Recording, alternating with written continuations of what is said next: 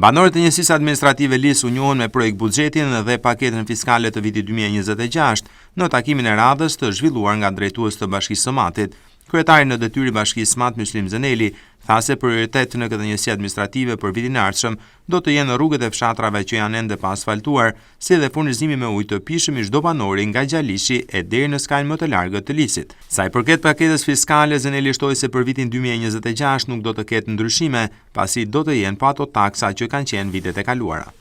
Ky projekt buxhet synon që të kompletojnë të gjitha fshatrave që përfshin këtë njësi,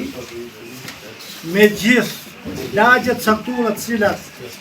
janë plotësisht mundshme për t'i arritë, do të synojmë që brenda këtij mandati qeverisës 2 vjeçar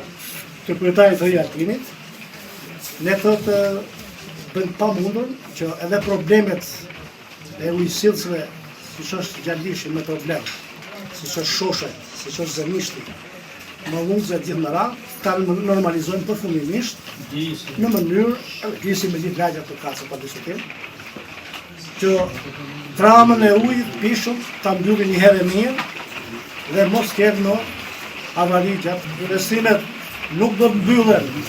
vetëm në teknik, po do synojmë që edhe problematikat të tjera, siç është pastrimi, siç është gjetëbrimi, siç është ndritshimi, më në fund Disi paktën do ta mbyllim suksesshëm. Por kjo sigurisht